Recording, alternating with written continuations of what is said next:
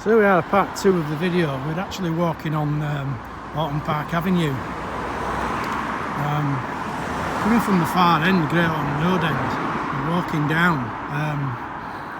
Would have been quite a lovely sight seeing the floodlights in the distance. And I know a few discussions I've had with Old Avenue fans that it was a sight to behold. I do have a picture of that somewhere, and I will put that on the site shortly. So we've got the old Delft, Yorkshire Stone Delft wall running around the peninsula. Now, the reason it's called Delft is because of the area this was sort of excavated from. There's a place called Delft in Huddersfield, but also the name evolved and other quarries locally.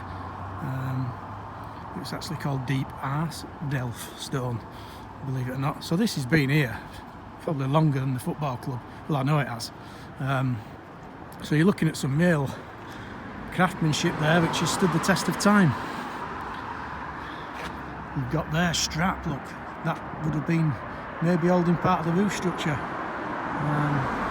before it was taken down in 1980. So we're just going to take a walk along now to one of the entrances of the Autumn Park end. Just imagine this young lad running down here. I mean, looks like he's running to the match, and sadly it's no longer here. Talking like 50 years ago now since this club folded and vacated the stadium. If you think about any football stadium which has stood the test of time with archable Lech stands, and they're still there, this had a short life, to say the least. So we've got a price there, probably 5 shillings. It's been changed a few times when the price has changed. We've got the steps in there leading up to the Autumn Park end terracing.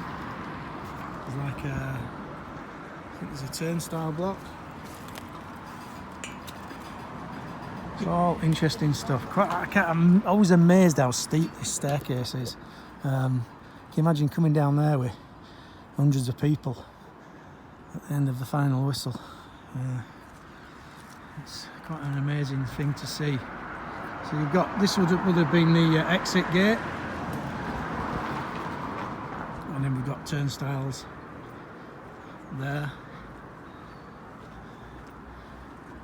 A walk around. I mean, some supporters might have called this the Powell Avenue end, but it's known as the Autumn end.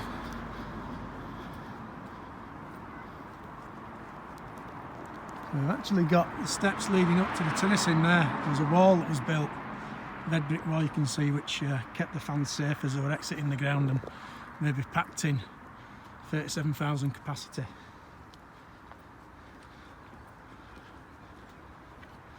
There's actually a gents' toilets lock there, which is still standing.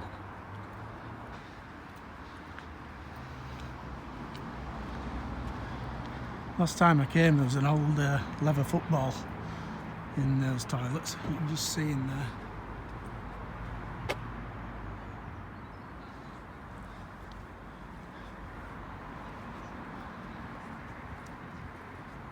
A lot of my old pals will have used that toilet, and probably my dad and my granddad probably.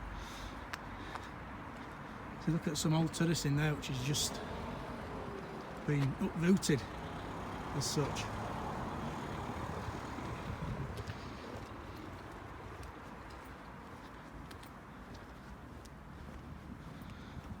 So then we're going to the cricket ground side again.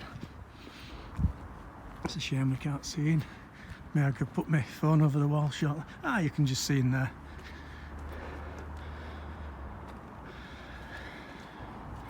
See the other part of the pitch there. They've put some new cricket nets on. There's a new scoreboard here, which is, well, it's the old scoreboard. But this mum had some work done on it to bring it up to standards. There are plans to put a pavilion and floodlights in here, and Yorkshire County Cricket Club are going to be playing matches here, but who knows? I'll just pop my phone over the wall. So that's the cricket ground.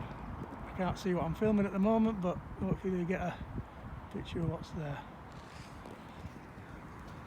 So that's video 2, looking at Bradford Park Avenue.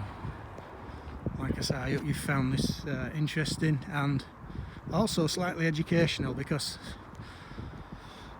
this stadium will be here for a long time, and the thought that at one time there was Football League matches played here, and especially, you know, the Bradford derbies, Avenue versus City, and I feel slightly robbed that I never actually got the chance to see not just a derby game there, but any form of football played on that pitch.